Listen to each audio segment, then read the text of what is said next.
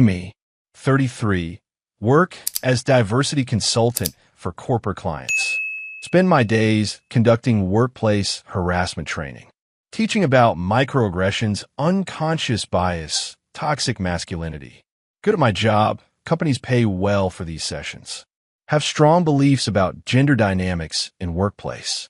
Men dominate conversations, take credit, create hostile environments. My job is to call it out and correct it. Been doing this for 6 years now. Worked with dozens of companies, hundreds of men. Seen every type of workplace sexism imaginable. Or so I thought. Get contracted by mid-sized engineering firm in Seattle. About 200 employees, 70% male, typical tech-adjacent company. They want full-day sensitivity training for all staff. Broken into groups of 30, I'll do 7 sessions over 2 weeks. Arrive Monday morning, meet with HR director. Woman named Patricia, late 40s, seems competent. We've had some complaints about boys' club mentality. Want to nip it in the bud before it becomes real problem. Standard situation, I've handled dozens like it. First session is with senior leadership, all male except 2 women. Go through my presentation about inclusive language, about the impact of casual sexism and gender assumptions, about creating space for women's voices in meetings. The men are polite, but I can feel the resistance. The eye rolls they think I don't see. The crossed arms, the exchanged glances. They're humoring me because HR mandates it. After session, I'm packing up in the conference room. Men file out talking among themselves. Can hear them in hallway, just outside. Well, that was painful, one says. Yeah, 2 hours of being told we're the problem, another responds. Can't say anything anymore without it being microaggression. Expected response, they always complain initially. The change comes later when they reflect. Or at least that's what I tell myself. Rest of the day is more sessions with different groups. Mix of men and women, various departments. Same presentation, same resistance from men. Same knowing nods from women who get it. By end of day, I'm exhausted. Emotional labor of educating people who don't want to learn. HR director asks if I want to join them for happy hour. We usually go to bar across the street on Mondays. Good way to see the culture outside formal setting. Agree, thinking it'll be useful to observe dynamics. Show up to bar around 6 p.m., it's already crowded. See some people from today's sessions scattered around. Patricia waves me over to table with some women from company. We sit, order drinks, start chatting about the training. They're supportive, saying it's needed, sharing stories. About being interrupted in meetings, having ideas stolen. About comments on their appearance, about being excluded. All confirming what I already know about workplace sexism. About an hour in, I need to use the restroom. Get up, navigate through crowded bar, toward the back. Pass by a large booth in the corner, mostly hidden from view. Hear familiar voices, it's group of men from today's training. They don't see me, I'm behind a dividing wall. Something makes me stop and listen instead of continuing. Not proud of eavesdropping, but curiosity wins. So what did you guys think of the diversity training? One of them asks, sounds like he's genuinely asking.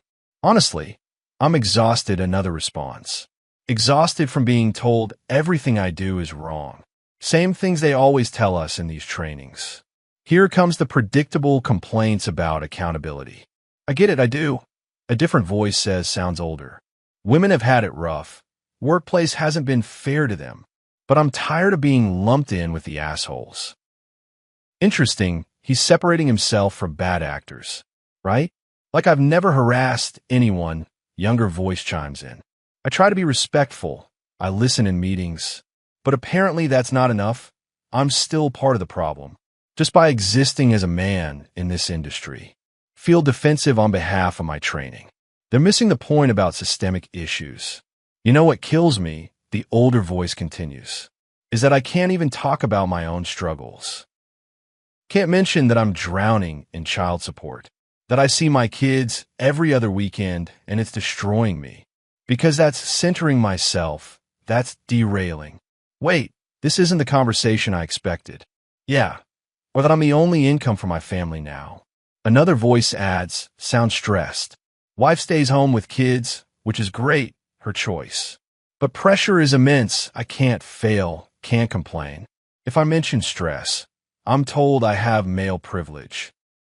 Like the privilege of being only thing between my family and poverty. They're not laughing or joking. They sound genuinely burdened. I tried to take paternity leave when my daughter was born. Younger voice again, sounds bitter. Got approved for 6 weeks, took 3. Because I could feel the judgment, the eye rolls. Comments about how nice it must be to take vacation. My boss asked when I was coming back to real work. This contradicts what the company told me about their policies. The training today talked about creating inclusive culture. The older voice says he sounds tired, but inclusive for who? When I mention men have struggles too, I get shut down, told I'm whataboutism, told I'm fragile, told I'm part of the problem. Someone else speaks up, haven't heard this voice yet. My wife left me 2 years ago, took the kids. I pay 40% of my income in child support and alimony. See my sons twice a month. They're growing up without me. And everyone acts like I must have done something to deserve it. The pain in his voice is visceral, raw. The system just assumes mothers should have custody. I had to prove I wasn't a bad father. She just had to show up and be the mother. Cost me $30,000 in legal fees to get shared custody. That's 2 days a week, not even half. Never really thought about divorced father's perspective. Always assumed if they didn't have custody, there was a reason. And you know what the worst part is? He continues, voice breaking slightly. I can't even be sad about it at work. Can't mention it. Can't show emotion. Because that's unprofessional. That's weak. Man up. Focus on work. Nobody wants to hear it. So I smile and pretend I'm fine while I'm dying inside. Feel uncomfortable. This isn't what I expected to hear. That training today talked about emotional labor. Another voice sounds younger and frustrated. How women do all the emotional labor in relationships. But I do all the emotional labor. I'm the only one who apologizes. Only one who checks in, who asks how she's feeling. She comes home. Vents for an hour, I listen. I have a bad day. I'm told to not bring negativity home. Several voices murmur agreement. Yeah, or you're not supposed to have problems. Older voice again. He seems to be the group's elder. You're supposed to be the rock, the stable one. Your problems aren't as valid because you're a man. Your depression doesn't count because statistically women have it worse. Your anxiety is just you being weak. Another voice joins in. Sounds angry but controlled. I've been struggling with suicidal thoughts for a year. Haven't told anyone except my therapist. Can't tell my wife because she'll think I'm unstable. Can't tell work because they'll think I'm liability. Can't tell my friends because men don't talk about that stuff. So I just carry it alone and hope I make it through. The table goes quiet for a moment. Can hear the bar, noise around them, filling the silence. You still seeing the therapist? Someone asks gently. Yeah, every week it's helping. But even there I feel like I have to justify my pain. Like I have to prove it's real, that I'm allowed to struggle. Because I'm a man and men have it easier, right? The sarcasm in his voice is thick, but there's real pain underneath. That's what today's training missed entirely. The older voice again sounds like he's the manager. All these talks about inclusion and psychological safety, but only for some people, only for women and minorities. Men are supposed to just shut up and take it. Supposed to be grateful we're even in the room. Someone new speaks up, quieter voice. I'm scared all the time at work now. Scared of saying the wrong thing, being misinterpreted. Scared of complimenting someone's work and it being seen as creepy. Scared of being alone in room with female colleague. Because all it takes is one accusation and my career is over. Others murmur strong agreement with this. I don't mentor women anymore, another voice admits. I know that's bad, I know I should, but the risk is too high.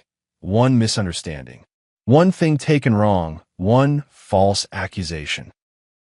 And I lose everything. My job, my reputation, my family. So I just avoid it, keep my head down.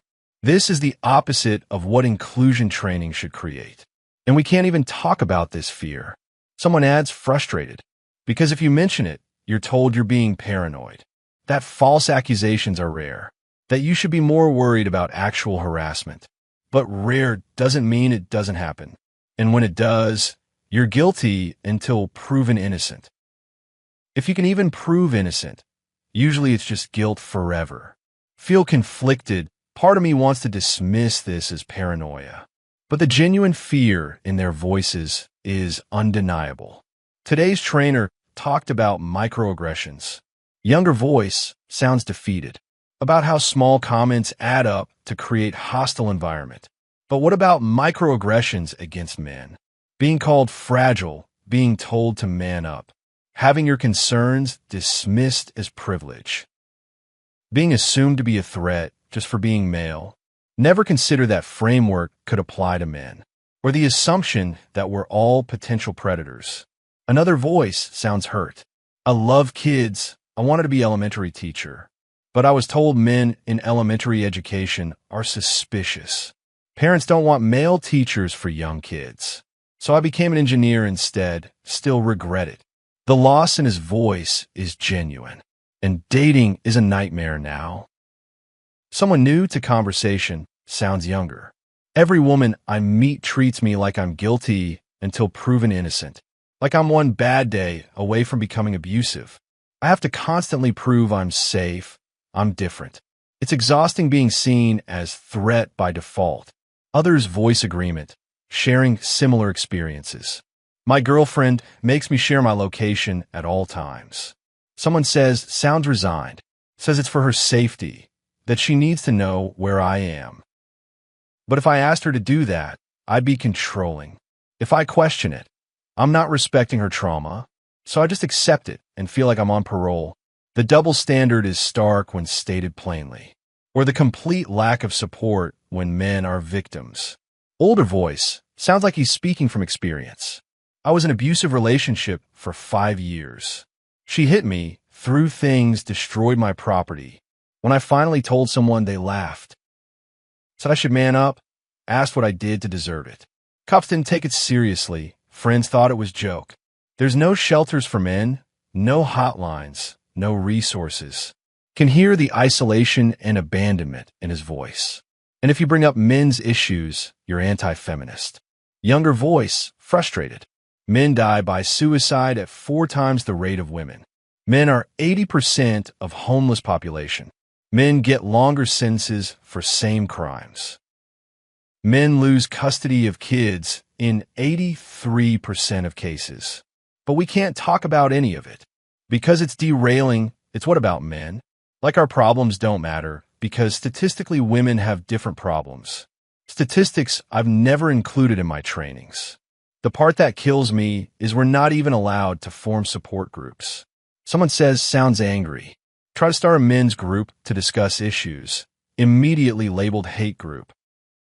Immediately associated with incels and misogynists. God forbid men want space to talk about their struggles. Without being told we're taking up space from women. Several voices agree emphatically. Meanwhile, there's women's groups everywhere. Another voice adds, women's networking, women's support, women in leadership. All celebrated, all encouraged, all funded. Try to do the same for men. You're promoting sexism.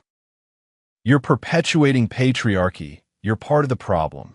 The frustration is palpable in their voices. I'm raising my daughter to be strong and independent. Older voice, the manager again. Teaching her she can do anything, be anything. But I'm also watching her learn that men are dangerous. That masculinity is toxic. That boys are the problem. She's 8 years old and already talks about how boys are dumb, how men are scary, how she needs to be careful around them. Can hear the pain of a father worried about his daughter's worldview. And when I try to teach her nuance, teach her about good men, her mother says I'm undermining her safety, that I'm part of the problem if I defend men. So I watch my daughter learn to hate half the population, including me eventually, I guess. This hits different thinking about children learning these frameworks. The thing is, when not even asking for much, someone says, sounds pleading, just asking to be seen as individuals, not as a monolith, asking for our struggles to be acknowledged, asking to not be automatically assumed to be dangerous, asking for space to be vulnerable without being mocked. That's it. That's all we want. Others murmur agreement. Yes, exactly, that's it. But instead we get trainings like today, younger voice, bitter, where we're told we're the problem for 3 hours, where every issue is framed as men versus women, where there's no acknowledgement that we struggle too, that the same rigid gender roles that hurt women also crush men, just in different ways. Someone laughs, but it's hollow. And if you point any of this out, you're fragile. You're derailing. You're centering yourself. You're part of the problem. You need to be better. So we just shut up and take it. Because that's what men do. We suffer in silence. The resignation in that statement is crushing. I just want to go back to when I felt like I could do right. Quiet voice sounds young and lost. When working hard and being respectful was enough. Now I feel like I'm walking on eggshells constantly. Like no matter what I do, it's wrong. Like my existence is an apology I'm constantly making. Others agree, expressing same exhaustion and hopelessness. Tomorrow we have another session with that trainer. Someone says with a sigh. Another 3 hours of being told we're privileged, while we're drowning in child support, custody battles, mental health crises. While we're terrified of false accusations, unable to be vulnerable. While we're working ourselves to death under crushing pressure. But sure, tell us more about our privilege. The sarcasm is defense against real pain. Stand there frozen, unable to move. Everything I believe is being challenged by what I'm hearing. These aren't monsters. They're not predators. They're just men trying to navigate impossible expectations. Finally force myself to move, go to restroom, splash water on face, look at myself in mirror. Think about every training I've ever done. Every time I've dismissed men's concerns as derailing. Every time I've treated them as monolithic oppressor class. Every time I've failed to see their individual humanity. Return to table with Patricia and the other women. They're still sharing stories about workplace sexism.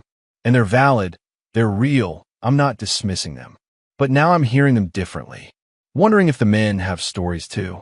Stories I've never made space to hear. Rest of the evening is distracted, can't focus. Keep thinking about what I heard in that booth. About the pain, the fear, the isolation. About the men who are suffering silently. While I teach that their suffering is privilege. Drive home that night questioning everything. About my career, my training, my beliefs. About whether I've been helping or hurting. Whether inclusion means everyone or just some people. Next day, I'm supposed to do 3 more sessions. Look at my presentation with fresh eyes. See how it frames every issue as men versus women. How it allows no room for men's experiences. How it treats them as problem to be fixed, not as humans with their own struggles. Can't deliver the same presentation. Not after what I heard last night. Spend morning frantically revising, adding slides about how rigid gender roles hurt everyone, about how men face pressure and pain too, about how true inclusion means space for all experiences. Patricia notices the changes when I show her. This is different from yesterday's content. What prompted the revision? Decide to be honest. I overheard some of the men talking last night about how the training made them feel, about struggles they're facing that we don't acknowledge. And I realized my training was incomplete. She's quiet for a moment, considering. What did you hear? Share some of it, the custody battles, the suicide ideation, the fear of false accusations, the inability to be vulnerable, the pressure to provide, the assumption of danger. She nods slowly as I talk.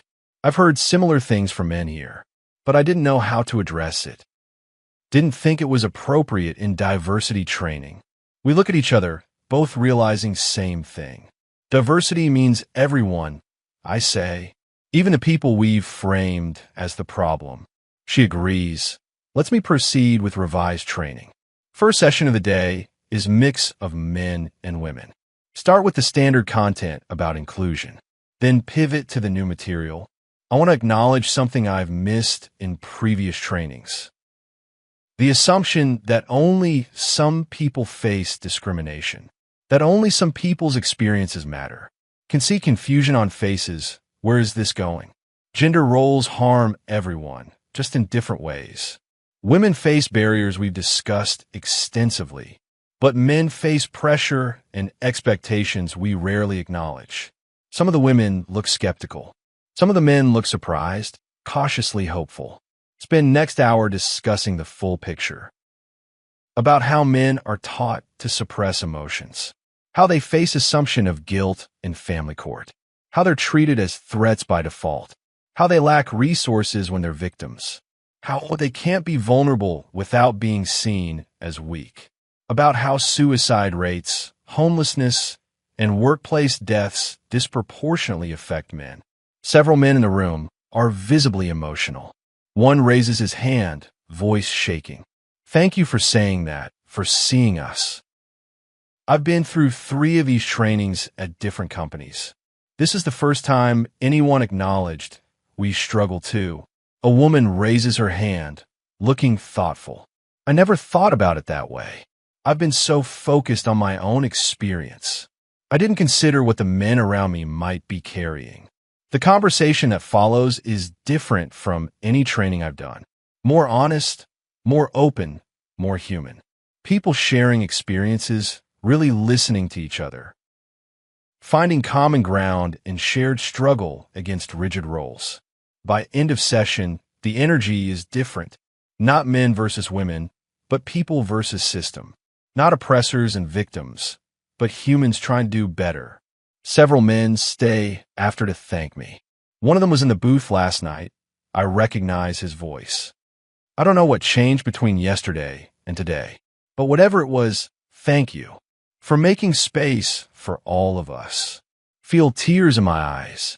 I should have done it years ago. I'm sorry it took me so long to listen. Rest of the week is similar, each session more honest, more vulnerable, more inclusive of everyone's experiences. The feedback is overwhelmingly positive. From men and women both, feeling seen and heard. Patricia pulls me aside at the end of the week. This was different from trainings we've had before. In the best way, people are actually talking to each other. Instead of just sitting through lecture, feel proud but also regretful. I wish I'd done it this way from the beginning. How many men have I hurt with my previous trainings? How many have I made feel invisible or villainized? She puts hand on my shoulder. You learned and you changed. That's what matters. That's harder than never being wrong in the first place. Drive home Friday evening thinking about the week, about what I heard in that booth, about how it changed everything I thought I knew, about the men who opened up because finally someone listened, about the women who listened and understood. Start revising all my training materials, making them truly inclusive, not just performatively, including men's issues alongside women's, framing it as everyone versus rigid expectations, not women versus men. Some clients push back, say I've gone soft, say I'm catering to male fragility, say I'm betraying women by including men. But the feedback from participants tells a different story. They're engaging more, changing more, understanding more, because they feel seen, all of them, not just told they're problem or victim, but recognized as humans navigating difficult system. TFW, you overhear what men really say when women aren't around. TFW, it's not crude jokes or sexist comments. TFW, it's pain and fear and isolation you never acknowledged. TFW, your entire career is based on framework that excludes half the people. TFW, you realize inclusion means everyone, not just some. TFW, men's struggles are real even when they're different from women's. TFW, suicide rates, custody battles, and false accusations aren't derailing. TFW, they're real issues that deserve real acknowledgement. TFW, you've been villainizing people who are also victims of same system. TFW, you have to completely rebuild your approach to training. Still believe in fighting discrimination against women. Still believe sexism is real and harmful. Still believe women face unique challenges. But now also believe men face challenges too. Different challenges, but equally valid. Equally deserving of acknowledgement and support. System of rigid gender roles crushes everyone, just in different ways depending on your gender. That booth conversation taught me what years of training didn't. That listening means hearing everyone, even the people you framed as the problem, especially them.